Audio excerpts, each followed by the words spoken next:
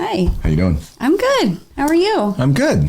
It's Veterans Day, right? Veterans Day, yes. Happy Veterans Day out there. Thank you so much for your service, everybody who has served in the military. We so appreciate you. Yep. And we honor you today. Thanks for defending our freedoms. I also like, I hate to, it's on Facebook, I get to scroll through and see all my friends' fathers and grandfathers and stuff, from pictures from like World War II. And I do love that. I love my grandfather outside of his tank.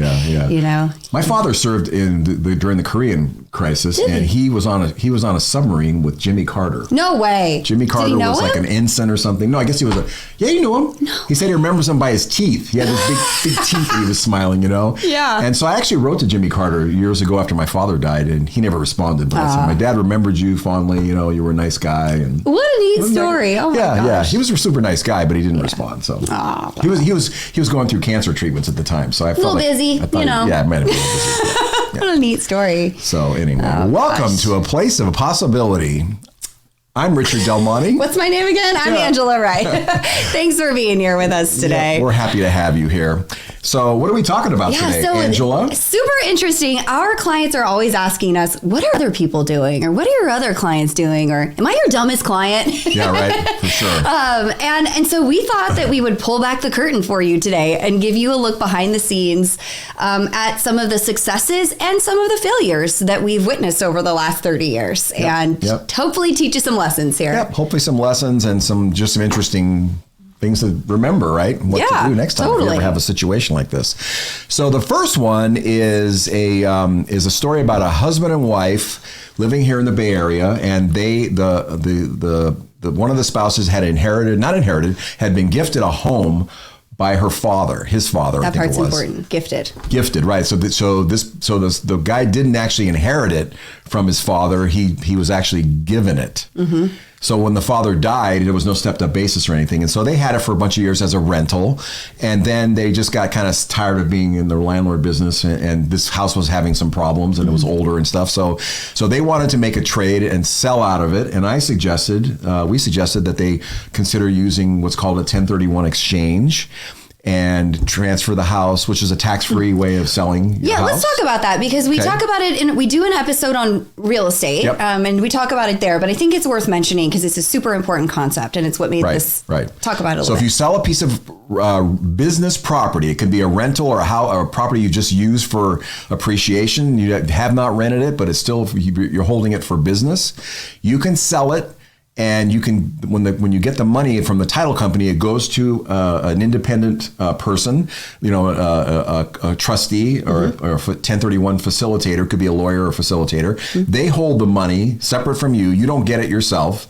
And then when you identify another property to buy with the money, they will put the money into escrow for that house. And then in that process, you avoid any taxation on the sale of the first house. It's a pretty big trick. It's amazing, right? So they had $1 million of appreciation in this house that was taxable, and they got to avoid taxation on all of that by using what's called a 1031 exchange. The real name is a Starker tax deferred exchange, but we all know it by the IRS code section of 1031. Yeah. And so the couple of the rules about that, just for as an aside, you have to identify the next property that you're going to buy within 45 days of the day you sell the first house. So the time, the clock, the tick-tock, it's ticking, and then you have to complete the sale or the purchase by within 6 months of the date of the first sale. So you can identify several homes, doesn't have to be the one, or several properties, but you have to close on one of those within the 45-day period that you identified it. 6 months, but you have 45 days to identify some properties you're going to go into. So right now could be a little tricky, given everybody outbidding each other on these properties. It's almost impossible if you can do it in the Bay Area. Yeah, it's absolutely difficult. Which brings up, we'll talk about the reverse one in a bit. Yeah, that's another way to go. Anyway, so they sold the original house that the father had given them. They had no tax, and they bought another house in a really nice community that was they felt like was an upgrade for them, and they rented that house out for about 18 months or so. Mm-hmm. Later on, the husband retired from his job, and they decided, kids moved out, right? Kids moved out, and they're like, we don't need this 2-story house anymore. We could downsize. That rental we bought was a heck of a property. We would actually like living there. And so they basically told the tenants they were going to take over the house, and themselves, and they converted the rental property to a personal use property. Interesting. So they sold their original house, and then because of when they sold their principal residence, we all know you get the $500,000. Not everyone knows that. Tax-free. So each person gets a $250,000 exemption against capital gains tax on the sale of a primary residence. So a married couple gets $500,000. Right. You have to live in the house for 2 out of the last 5 years. That's one of the rules. And so if you do that, you get that $500,000. And so between the money that they've spent fixing up the house over the years and, improving and doing remodels and all that stuff, and the $500,000, they had no tax due on the sale of their principal residence. So they were able to sell 2 houses and move into their rental and convert it to a primary residence again with not a dime of capital gains tax. No tax. This is amazing. Sale. It was amazing. And they made about, really, they made about $1.5 million between the 2 homes and property and no tax. And if they stay in this house until they die, they get a stepped up basis again. Their children. One of them dies because it's community property state. Yes. So one of them dies, they get a stepped up basis on that, and the whole capital gain on the original rental. Goodbye, sayonara, which is why the Biden administration and Congress is going insane because they don't like that. They want to get the tax at some point. Yeah, they want to get rid of it. So too bad that so far you're not getting it. That's going to be a tough one for them to get rid of, I think. For sure. Anyway, so that. Oh my gosh. Yeah. So then, anyway, so that was a really good success story, don't you think? Totally. Yes. Yeah. And so that's a situation where people wouldn't really know how to do that normally unless they had some guidance. And I think guidance is really important. And they're super happy with the outcome for sure. Well, I think you're going to find as we tell these stories that we're going to tell today that one of the keys is advanced planning. I mean, if you just think things through a year or two in advance, it can make a world of difference for you in the end. Yep. And you don't want to end up on the shoulda, woulda, coulda side, because we're going to have a couple of those stories. Definitely not. But the other story I was going to say, the other part of that story was, if they decide to move out of their rental house, they get $500,000 more in 2 years of tax-free gain because it's their principal residence now. Yep. So, I mean, isn't that amazing, all the different things you can bring to bear, all these different tax laws on the same properties. And it's just really, really remarkable. I think there's a ton of planning opportunities in real estate. I mean, at least 3 or 4 of the stories that we're going to tell today are all revolving around real estate, which is kind of funny because you don't normally think to go to your investment, the guy who buys and sells stocks and bonds for you, to talk about real estate. But it's a huge part of your financial life if you're doing it, and it can have major impacts. And there's a lot of planning opportunities. Okay, so another real estate. Before we get to that, what's up with the mug? What? I should have asked you about the mug. My mug today. Yeah, so my mug today is from Arizona. I have some very special family and friends there. Miss you guys. It's the Grand Canyon State. Nice, very nice. This is a fun mug. Yeah. Great. Thanks. Okay. Let's talk about real estate. Yeah. Right. So this is a scenario where we had a client who purchased, there was a new community being built, a beautiful community, golf course, the whole 9. He thought it was fabulous. So he bought himself 2 houses, one for his primary residence and one to rent out. Well, a few years later, things start to go a little sideways in this community. There's big problems with the HOA, legal issues. The community is not quite as nice as he thought it was going to be.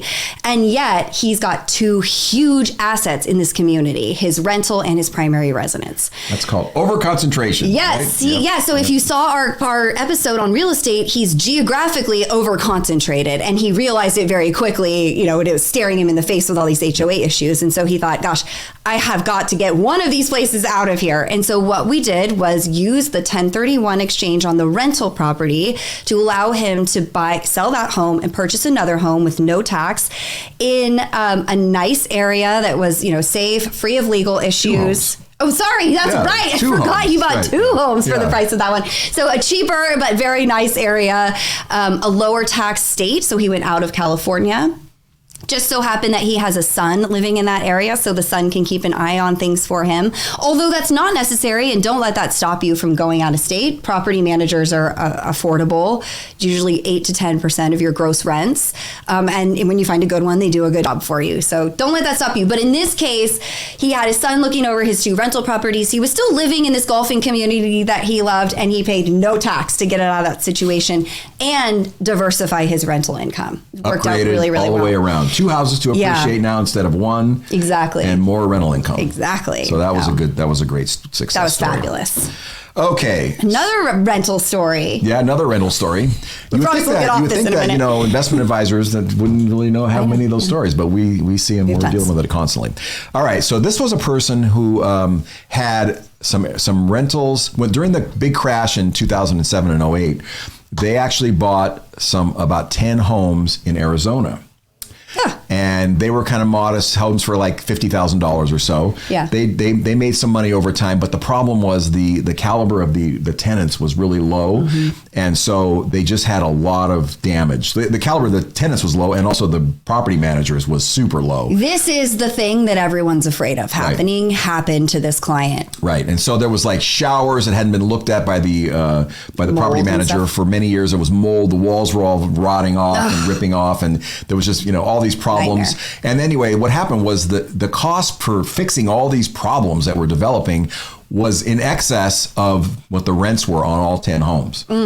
And it was even more. In some cases, they were getting bills for like $10,000, $20,000 every once in a while because they had these big problems that, air conditioners had to be fixed and all that stuff. And so we helped this client to see that maybe moving to another state, selling these homes that were in disrepair, and moving into a nicer community in another state would make a lot of sense. So they were able to buy 5 homes in a much nicer community, which was a college town. College town, yeah. And they ended up renting the homes for more rent than they were getting on the 10 homes in Arizona. No problems. These homes were all HOA homes, and so they were, they had outside was all prepared, taken care of. Good HOA. Good HOA, low fees, but they were taking care of all the outside, the landscaping, the painting, the roofs, all that stuff. The only thing they really have to fix is inside, and it's the carpets and things like that, and painting, and maybe a faucet once in a while. But they had really good tenants. They were college students. I have to say, graduate students. Actually. Well, I have to say, so I rent to college students at Chico State, the place where you would think they would be destroying your houses. Yeah. Animal House, is that? That rings a bell. Yeah. I have to say, renting to college students has been a phenomenal experience for me, for you too, and for our client. Yep. They're new at renting, and they tend to not want to screw up their credit for the most part. That's been my experience, and so they've been good tenants. Not the guys I hung around with in college. There wasn't much thought about credit ratings, but I get it. That's really good. Because the kids are smarter now. I think that's probably true. They are, yeah. Right. And plus, everything's on the internet and everything. So anyway, so this client is very, very happy. They've gotten lots of appreciation on their 5 homes. No problems. It was a win-win. Oh, and the other thing was, because they were selling 10 different homes, there was an opportunity. They had some of the homes they didn't get to sell until after they bought a replacement property. So you would think that wouldn't work, but for the 1031, but it actually does work because it's called a reverse 1031. So as long as you have enough cash to be able to buy the home that you're going to replace with first, then when the home sells, we had to kind of do 2 homes to sell to buy the one, for each one. Yeah. Then the 1031 facilitator would just send you a check for the difference, and it all still counted. That's awesome. Brilliant, right? It's a really good way to go. So just keep that in mind. You don't have to, if you selling your rental because it's a beat up place and the tenants are doing XYZ. That's not a given. You can get yourself out of that situation by having great property management and just get it out of your hair. Completely. Yeah, for sure. And it's not that hard to find. I went through 2 in my Chico property, and, just get rid of them quickly when they're not working and get somebody new references. Yeah. I've got some great ones, and I love it. Ask us if you need a reference. Yeah, for sure. Yep. Okay, another real estate scenario, except this time things didn't work out so well for our clients. So our clients call us up. They're in their 60s, a married couple, and they say, we've got $2 million to invest. We've come into some money. What? All right. Okay. Good for you guys. Come on in. Let's talk. What's going on? So they get to our office and they say, well, here we are. Here's our $2 million. How'd you get this? We sold Dad's apartment building. And we said, oh, interesting. Tell us more. And so it turns out Dad had purchased an apartment building in like 1940 and then rented it out, obviously. And when you're renting, when you have rental property, you're often depreciating the value of that property to help you reduce your taxable income on it. So he had depreciated the value of that property all the way to 0, which means that when they sold it for $2 million, it was pure profit. So the clients came to us with $2 million with no idea that a big slug of that, like $300,000, was going off to taxes. And more than that, it was like 7. It was 7. Oh, I don't even remember the numbers 35% anymore. yeah, Gosh. Crazy, yeah. So, right, because it wasn't just capital gains tax in this instance. They were hit with all sorts of penalties and stuff. In California, state income tax. Yeah. Right. Yeah. And so we had to deliver that news, which was pretty shocking to them. And the worst part about all of this is, there are so many things, as we just discussed, that they could have done. They wanted to dump the property because Dad couldn't take care of it anymore because he was 94. Guess what happens 3 months after this meeting? Dad dies.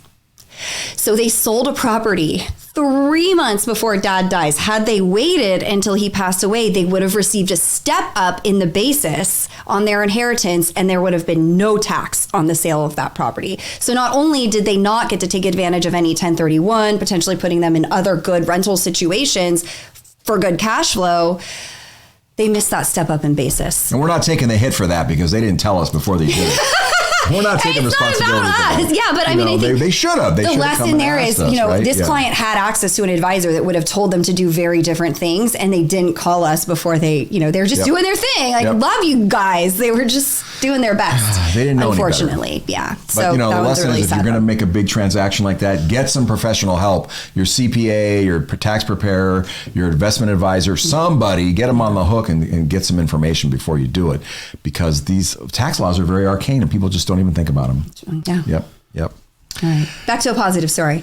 Okay, so this is one where we have a man who is a sales rep, and he is a self-employed sales rep. He gets all of his income in 1099 income because he sells for another firm, and he's making about $350 a year. He's doing really well. Yeah. And his CPA says to do a SEP, self-employed pension plan, which, normally that seems like that's what they all say. Yeah, well, it's the old tool that we've always had. Yeah. But so a SEP IRA, you can put $58,000. You can put in 20% of your income up to $58,000. So not a bad thing. So it worked out to 58 divided by 350, whatever that works out to be. It's it's 17%. But he was kind of left wanting more. He wanted to know if there was anything else he could do.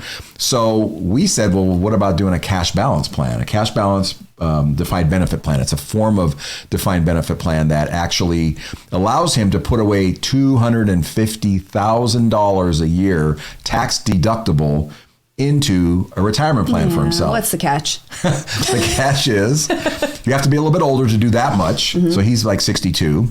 And you have to keep putting in money every year for a period of time. So, but it's a little bit more flexible than a regular defined benefit plan, which is like the regular pensions we all know and love. But so if he puts in $250 this year, next year, let's say he has a bad year, right? A bad income year, he can go down to as low as $150, but he's got to put in the $150. Yeah. But he can also go as high as $500 if he has a fabulous year next year. Yeah. So they're very flexible, and you can just imagine like over the next 10 years or so, he could put in whatever, $2.5 million into this thing, tax deductible. Yeah, and he's got his kids are gone. Right. He's close to retirement. Very low expenses. He's a perfect candidate for this. But he had no idea this existed. Now there's one downside to this besides the you have to put in money.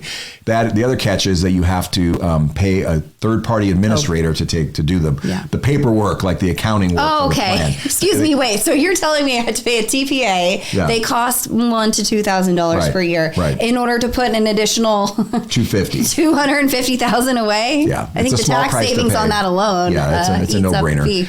And it's deductible, so again, it's not even that after tax. But it's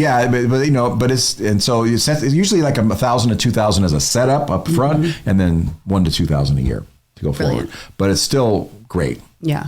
But it's a win-win. Guy's thrilled. It's awesome. Yep. All right. Back to you, Chet. My next one. So this is a good example of where advanced planning, like years in advance, can really make a big difference. So married couple I think they're 65-ish right now, and very, very low income. So just retired, no expenses, the house is paid off. So they're taking very little income, and they're in about a 12% tax bracket. So we, being the forward-looking folks we are, we're thinking through, what's going to happen next. And at age 72, they are both going to have to start taking required minimum distributions from their IRAs. So when they retired, they took all of their 401ks and IRAs and combined them together. So they have about $3 million, which means that when they turn 72, they're going to have to pull about $150,000 off of these IRAs. So in addition to their Social Security, Taxable, yes. Right, Sorry, right. yeah. So remember, everything that comes that. out of an IRA is taxed at ordinary income. So they've got their Social Security coming in. Now they're adding 150 grand, assuming no growth happens on this asset over the next 8 years. They're retiring, and then their other income. And we just thought, boy, you guys are going to be in for a world of hurt when you turn 72. So what we did was we started pulling money out of the retirement accounts now up to essentially, like, we filled the bucket to where they don't go into another tax bracket or hit any sort of penalties. We gave them just enough income to get this money out of their IRAs without additional tax. We converted it to Roth IRAs. So the money was reinvested into the market. It's going to continue to grow for them. They pay the tax today, and all that money in the Roth is going to come out tax-free. Right. Now, one of the reasons that we're so concerned about them having all of this income at age 72, not just for the purposes of paying a lot of extra tax by having all this income at once, but also their Medicare premiums are going to go up. So Medicare is based, the premium that you pay is based on your adjusted gross income. And for a married couple, if that goes over, is it 176? Yep. 176, you start paying more for your Medicare premiums. And this could be significant. I mean, it could go up to $500 per person per month. So additional, right? Additional. So that's $1,000. That's $12,000 a year additional Medicare premiums if your income is high. So by putting the wheels in motion here, we're essentially saving them $12,000 in Medicare premiums alone, let alone the taxes that they're going to have to pay in the future. And again, it's just a little bit of foresight makes a world of difference. Yeah, and if you don't do it when you're 65 and before the RMDs hit, you kind of are behind the 8 ball, because then you really don't get the chance. Right. I mean, they had all these years to do this, so we could really split it up among the 5. It was only 7 years that they have. Right. Well, we've been doing it for 3 years. Yeah. Yeah. Huge difference. So you just, this is a thing where most people have no clue that this is even on the radar that it's going to happen until it happens. They go, wait, why did my taxes go up so much? Oh, you got Medicare premiums and all that. Oh, well, gee. And Medicare looks back 2 years, right? Yeah. So you can't, even if you're doing this the year before, you're already up a creek, So it's really important, because that $12,000 amounts to a big tax, honestly. That's what it does. Yeah. Right? Yeah. Plus your other taxes. So, okay. So then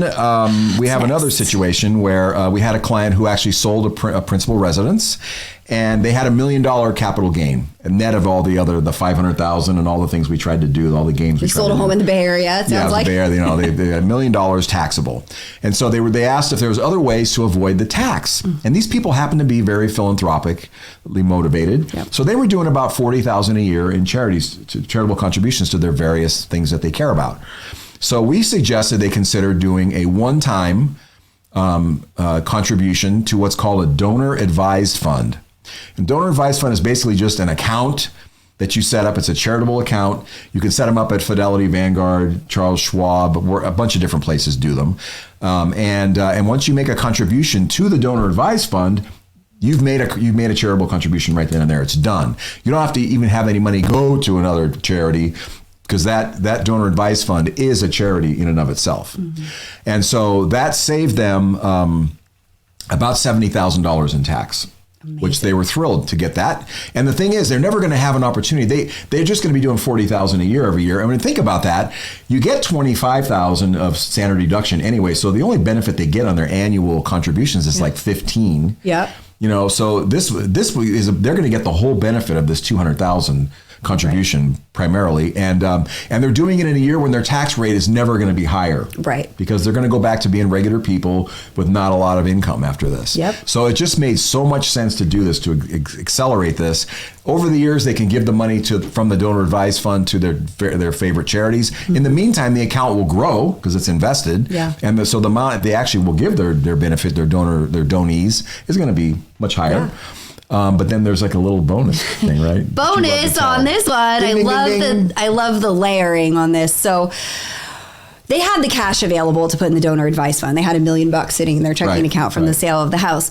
But they also had a portfolio with a lot of appreciated stock in it. And mutual funds. And mutual funds, yeah. So instead of taking the cash and putting it in the donor advised fund, we took these mutual funds with these huge capital gains and we put them in the donor advised fund. So guess what? Now the client can take their cash and rebuy the securities that they were holding at today's cost basis, and they're never going to pay the tax on the sale of those securities because they sent them off to the donor advised fund. They gave them to the donor advised fund. Yeah, so in the future, now their new cost basis is $200,000 on that slug of money instead of, whatever, $20,000 or whatever it was. I mean, that was just like that was like a side bonus for they saved about $70,000 in potential tax on the $200,000 of securities they gave because they would have had to pay that at some point. That's gone, and they got the $70,000 deduction. Amazing. So it was worth $140 in total savings. Oh, I love That's what I love. I mean, I'm sorry. As an investment advisor, I love to save people tax. It's my favorite thing. If I can figure out a way to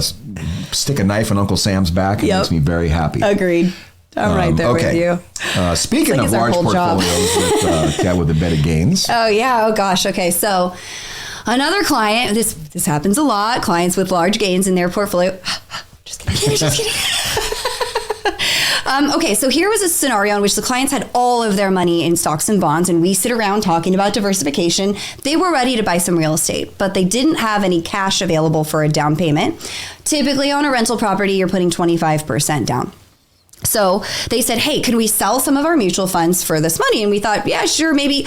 Oh, no, you can't. They had huge capital gains built into that portfolio. So when we looked at all of this, taking this slug of money, paying the capital gains, we're also taking it out of the stock market where it was growing at around 10% annually, and then putting it into a rental property where we didn't know exactly what the growth was going to be, but the rents that they were going to get on this particular scenario, it just didn't make sense to take the money out of the market and put it over there and pay the tax. Right. The stacking of all of this, it just didn't make sense. And so Schwab wonderfully has something called a pledged asset line where you can use your assets that are invested in the market as collateral to get a loan. So what they did was get a loan from Schwab at like 2% for the down payment on this property. They left their money invested at 10%. So you call that OPM, other people's money that they went ahead and bought this property. You're paying 2 and you're getting 10. So the net there is 8%. You're up 8. Right? Yeah, and this was phenomenal, right? Because they got to keep their money invested, they didn't pay any tax, and they got to buy the rental property and start having that cash flow come in, and of course the equity appreciation on the rental property. And the interest they pay for the PAL account is tax deductible as a business expense. That's right. So phenomenal, right? I mean, you wouldn't get had you done a HELOC on your primary residence, which you could do, right? Totally, or even like a reverse mortgage on your primary residence. Those things are also not tax deductible. So you can get away with it if you use the money for the business purpose. Okay, I'll give it to you. If your accountant goes along with it. But I like this way better. Okay. So, using leverage, if you have the assets as collateral in these pledged asset lines, is just a phenomenal way to get this done. Yeah, and most people think that having a loan is really bad because we're kind of taught by our parents, get out of debt, sell your house, get your house paid off as fast as possible. Debt, if used wisely, is a really smart thing to use. It's a tool. Paying 2 and getting 10 is smart, folks. It's not dumb. Yeah. You don't need to rush and pay that off. Right. But there's a couple other ways to do it, right? Besides the PAL. Well, yeah. I mentioned you could do a home loan, like a HELOC on your primary. Or just a primary residence if you don't have one. Yeah. Or reverse mortgage would also accomplish that. If you don't want to make the payments, you could do a reverse. Yeah. It's another way of doing it. Lots of options. Yep. Okay. What's next? Ponzi schemes. Oh, Ponzi schemes. Oh, my gosh. You would think in this day and age that people would not be susceptible to Ponzi schemes. But in my career, when did I start this? You got 84? No, you said 1952. We were rehearsing this. She goes, when did you start your career in 1952? I'm like, I know when you were born. Anyway. I think you got one per decade. 3 times I've seen Ponzi schemes. So we're going to tell you all 3 of those times. You're not going to believe this. It's amazing. So the first time I ran into it was about 10 years after I started. So that would have been like 1995. And we had this one single client who we took care of him for about 10 years. And he died. I didn't know, but I got a phone call from his daughter one day, and she said, my father died. And I said, oh, I'm really sorry to hear that. She goes, well, it's okay, but we're firing you. And and I thought, okay, well, it happens. You get fired, it happens, right? You're a fool, but anyway, just kidding. And then she said, we're giving it to an advisor who said he can double the money in 90 days. And I just thought, what? Are you kidding me? And so I tried my best to talk her out of it because it was too good to be true. There's no way anybody could guarantee that. And this guy was guaranteeing it. So they went to that guy, that so-called advisor. Which was down the road in Danville. It was in Danville. Lest you think these things openly happen in other states. It's not just far away. It's right here. And this particular guy was running a Ponzi scheme, and he had a lot of school teachers in it at the time. Some of you might remember that. It was like 15 years ago. And he went to jail. He got caught. How dare you go after teachers? But it was a Ponzi scheme, and they lost all their money within a few months. So the father wasn't even cold in the ground yet. And all of the money he'd saved for his whole life was gone to these kids. And it made me think, like, what is the purpose of my career if this kind of thing could happen to my client, right? And I realized at that moment, well, you and I have really committed our careers to, which is we got to take care of the next generation of these families. Yeah. Our role doesn't stop with mom and dad. Mm-mm. It's making sure that if we have to look at the whole family in general over multiple generations and look at that. What do we have to do to fix that, help them to be successful? Right. Had we been advising those kids or we've been involved in those kids' lives, they would have been able to avoid that, sidestep that. And completely. So I felt like, wow, we really changed our tune after that. Yeah, we did. So that was Ponzi scheme number 1. Oh, gosh. All right. What about number 2? Number 2. That was mine too, right? You can take it too, yeah. It's a pretty famous one. You're going to recognize the name. Bernie Madoff. Does that name strike a bell with anybody? Bernie Madoff. Yeah, we had some really wonderful clients that had an investment that they thought was really wwonderful, and they'd been getting paid by like a 8% flat payout for years and years and years in this. It turned out to be a feeder fund of Madoff. And all of a sudden, boom, the Madoff thing became public. And they realized they lost their entire investment, and so it was just a horrible shame. They had no idea that they were involved with Madoff, and I think they were a little bit kind of suspicious, like, why does this thing pay like clockwork every time? There's never any ups or downs, 8%, but they didn't really question it, which many people wouldn't. And I can't really blame them, as a regular lay person. What do I know? Just keep the payments rolling in. Keep that money Let's not talk about it. But it was a Ponzi scheme, unfortunately. Yeah, it was really sad. We didn't put them in it though, just so you know. Oh, obviously. Yeah, right. Yeah. So this happens from time to time where we have a client call us. This happened just this year. Like, lest you think Ponzi schemes ended with Madoff, which we didn't hear a lot. Things got kind of quiet after Madoff. But a married couple called us and said, hey, my brother-in-law came to me with this great private equity opportunity. We really want to take advantage. We think it could be good. So we look over the documents and we say we don't like it. It's... the numbers aren't adding up. This is like the guts, it doesn't feel right. And they kind of look at us and it's like this, well, you guys must not be very sophisticated. I think you don't know what you're talking about. Like, we're going to go do this more sophisticated thing and you guys just do our mutual funds for us. And we're like, so the first round, they get paid out. They put 100,000 in, they get 140 back. They're super excited. They double down, they put 200,000 in. And then she calls me in March of this year and says, we lost our money. Check the SEC's website. And right here in Walnut Creek, a man is putting people into private equity schemes. It's a total Ponzi scheme. And the case is active with the SEC right now. And I just, this breaks my heart for our clients. And so let's talk about the lessons because I don't want to limit too much. What are the takeaways from that, right? Yeah, so the lessons are when you're making an investment, you want to make sure that the advisor or the person that's putting you in the event, whoever it is, has a qualified custodian. You need to see a name like, there are only a handful: Fidelity, Schwab, TD, Pershing, Merrill Lynch, Morgan Stanley. I mean, you need to get statements from these people. So one of the brilliant things Madoff did, horrible and brilliant things, is that he just evil genius stuff made up statements and send them to and he had a whole staff of people that he convinced that they were making real statements. Like, the book on this is fascinating. And so anyway, never writing a check to Bernie Madoff. You would never write a check to Angela Wright. It's to Charles Schwab. Or to Del Monte Group. For the bet. Yeah. I mean, so you're like, where is your money going? Into qualified custodians that send you separate statements. So our clients get statements from Del Monte Group, but you also get statements from Charles Schwab. That is really important for you. That's you your know cross-check. I don't have your money. Right. It's We're invested. not making it up. Yeah. And then I think, looking at the credentials of the advisors who are recommending these things. So this fellow was holding himself out as an advisor. She said to me, this is my other financial advisor. And I went and I looked him up, because we have credentials and registrations to use that word.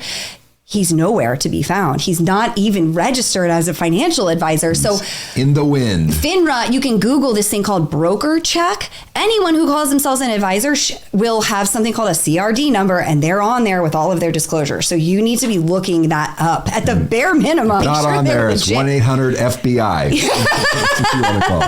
Yes, exactly. Yep. So I think that's it. Anything else on avoiding Ponzi? No, I think that's it. You just have to also trust your gut a little bit. If the story's too smooth or the returns are too steady and too good to be true, they don't match the risks that you think you should, that makes sense for risk free. Most of investing is really boring. Like, it's not sexy at all. And I think that people try to, use sales tactics like, this is sophisticated and exciting and sexy. And it grabs you as an investor. Well, I need that. I don't want these boring mutual funds. The reality is most of investing is a turtle. Slow and steady wins the race. Yep, that's true.